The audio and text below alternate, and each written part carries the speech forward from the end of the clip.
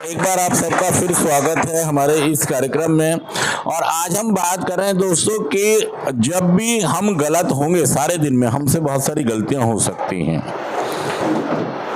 मैंने पिछली बार आपको बताया था ना, एक चीज बताई थी मैंने आपको, किसी को याद है क्या बताया था मैंने? पहला काम पहले था। और नहीं, मैंने एक चीज और आपको बताई थी, इसमें तो कुछ है ही नहीं है। फूल है, हाँ, स्कूल। मेरे स्कूल के साथी या मेरे गली मोहल्ले के वो बच्चे या वो लोग जो मेरे साथ की उम्र के थे, हमने उन दोनों में क्या किया था, अपने में और उनमें कंपैरिजन किया था कि हम देखते हैं कि आज वो कहाँ पर है और हम। आज का हमारा जीएफटी भी कह रहा है 10वें कदम की बात करता है। और 10वें कदम में खास बात क्या है? आत्मनिरीक्षण और परीक्षण। अपना मतलब लेखा जोखा फिर से देखना कि मैंने क्या किया और क्या हासिल हुआ। मैं अगर आज यहाँ पर हूँ तो कहीं ना कहीं मैं दूसरों की कमियां नहीं देखूंगा, क्योंकि बिना बाधाओं के, मुसीबतों के जीवन चलता नहीं है। और मैं ये ना कहूं कि लोगों ने मेरे सामने मुसीबतें क्रिएट करी इसलिए मेरी जिंदगी ऐसी हो गई, मेरे पापा ने ये कर दिया। एक बच्चा सड़क पे बैठा था, नशेबाज था, और जब उससे रिपोर्टर ने पूछा कि आपकी ये हालत कैसे हो गई, क्यों आप नशा करने लगे, छोटा बच्चा था 14-15 साल का, उसने कहा मेरे पापा ने जुआ खेलकर मकान भी बेच दिया और शराब में सारा कुछ उड़ा दिया, इसीलिए मेरी ये हालत।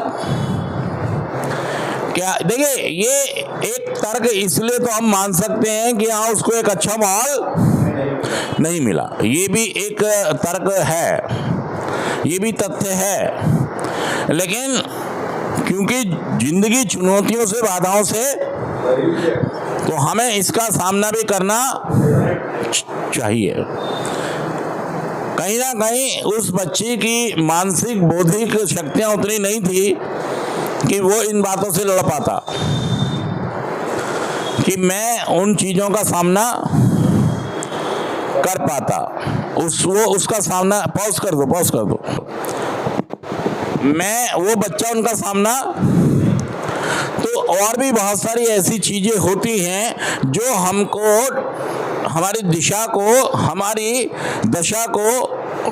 बदलकर दशा को खराब करती हैं।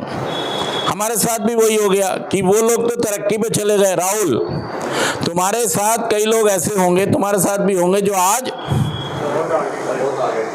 मतलब वहां तो नहीं है जहां पे तरक्की कितनी की है, लेकिन घर वाले उनसे सुकून में है, शांति में है। जो तुम्हारे घर की बात करें और उनके घर की बात करें, तो मैंने पिछली बार यही आपको बताया था कि दो व्यक्तियों ने चलना शुरू किया। जब दो व्यक्तियों ने चलना शुरू किया तो उनके एटीट्यूड के कारण, उनके व्यवहार के कारण, डिस्टर्ब नहीं है,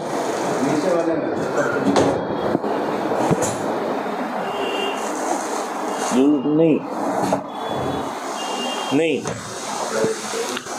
तो जब हमने चलना शुरू किया, और देखिए हम 10th को अगर एक स्टैंडर्ड बना ले कि 10th क्लास की हम बात करें, तो वहां से कुछ अलग होने शुरू हो गए। 10वीं 12वीं अलग अलग ये एक स्टेज हो सकती है, लेकिन जो ज़्यादातर एडिक्ट बनते हैं वो 9वीं तक आते आते 90% लोग टाएं पहले पढ़ाई छूटती है। पहले एक मिनट पॉज से बताया था कि जब वो चले हम, तो वो तो चले गए, फिर 12वीं में फिर अपने बिजनेस में या जहाँ भी वो लोग, और हमारा क्या हुआ कि हम पढ़ाई से ड्रॉप आउट हो गए। और अब क्या हुआ कि जो डिस्टेंस था, जो डिस्टेंस था इसका मतलब वो यहाँ पर था, है ना, मतलब शांति, सुकून और तरक्की, बरकत, नौकरी वोकरी सब थी उसके पास, ठीक है। और मैं और वो इतनी दूरी हो गई मेरी और उसकी। और देखिए आज का जो हमारा 10वां कदम कह रहा है वो भी यही कह रहा है कि यार मुझे अपना आत्म परीक्षण लेना चाहिए कि मैं कहाँ गलत हूँ, कहाँ गलतियाँ की हैं। ये डेली बेसिस पर भी हम करते हैं। डेली जब हम रिकवरी में होते हैं तो आज मैंने किसी का दिल तो नहीं दुखाया, आज मैंने क्लास अच्छे से अटेंड की क्या, आज मैंने क्लास की ज़्यादातर बातों को सीखने का प्रयास किया। मतलब मैं क्या कर रहा हूँ, मैं 10वां कदम भी यहाँ बैठे बैठे शुरू कर देता हूँ। अगर आपको रिकवरी में आना है, चलना है, तो देखिए सभी स्टेप्स पर काम करना और दोस्तों बहुत ज़रूरी है। अभी तो आप रिहैब में हैं, लेकिन जैसे आप आगे शुरू करेंगे और प्रोग्राम शुरू करेंगे तो फिर आपको ये सब चीज़ें करनी किसी की देखरेख में, स्पॉन्सर की देखरेख में बहुत ज़रूरी है। टच में रहना बहुत ज़रूरी है, नहीं तो नशा। तो मैं ये कह रहा हूँ कि जो वो डिस्टेंस था, जो ये बना डिस्टेंस, देख रहे हैं आप कि वो आदमी कहाँ पहुँच गया। मतलब अगर हम बात करें गुप्ता जी की भी, तो गुप्ता जी भी कहाँ पे थे, न्यूजीलैंड में थे, और वहाँ से कहाँ जाना चाहिए था उनको। और लेकिन ऐसा ना हो कि क्या हुआ कि दिशा, और ये सब हुआ क्यों है, सब ये क्यों हुआ है, किस कारण से हुआ है, ये सब मेरे एटीट्यूड, व्यवहार, मेरे एटीट्यूड, मेरा व्यवहार, मेरे सोचने का ढंग, मेरी भावनाएं, मेरी खुन्नस, मेरी जिद। भाई सब अहंकारी इंसान हूं मैं। क्या हूं मैं? एक ऐसे कौन रहता है भाई, तेरा गुंडा सर दब के, नहीं कॉलर नहीं है, नहीं तो है, वो दिख नहीं रहे ना, वो कॉलर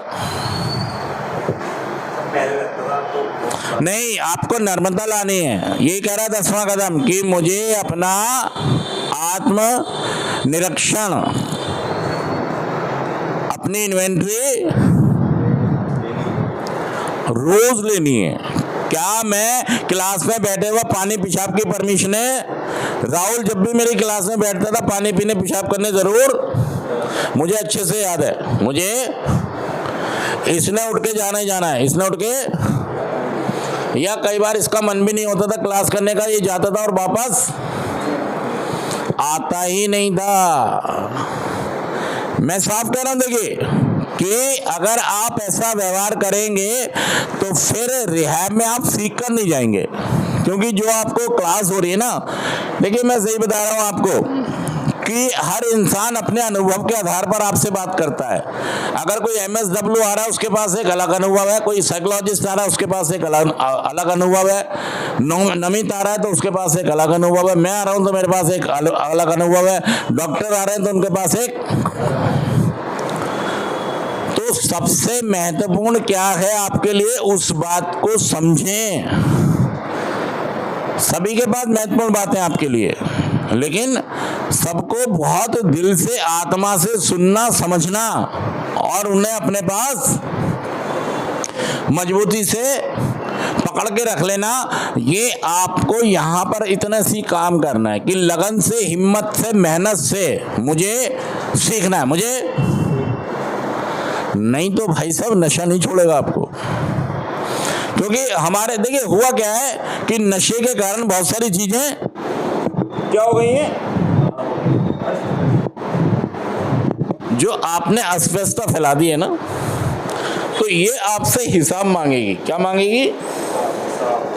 ये अस्त व्यस्त हो गया, लाइफ अस्त व्यस्त हो गई है, और ये क्या करेंगी, ये आपसे हिसाब मांगेगी। जैसे आप नशा मुक्त होकर घर जाएंगे तो ये क्या करेंगे, लोग पीछे लग जाएंगे आपके।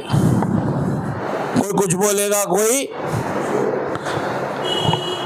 ताना मारेगा, कोई शक करेगा, कोई आपको बेचारेपन की भावना से देखेगा, मतलब बहुत सारी आपको इनसे उलझना। लेकिन आप अपने व्यवहार की जिम्मेदारी ले, नर्मता और विनम्रता अपने अंदर लाएं। क्योंकि भाई साहब गलती की हमने, गलती इसलिए आपका सबसे बड़ा दिक्कत क्या होती है यहाँ पर, अहंकार और गुस्सा, अहंकार और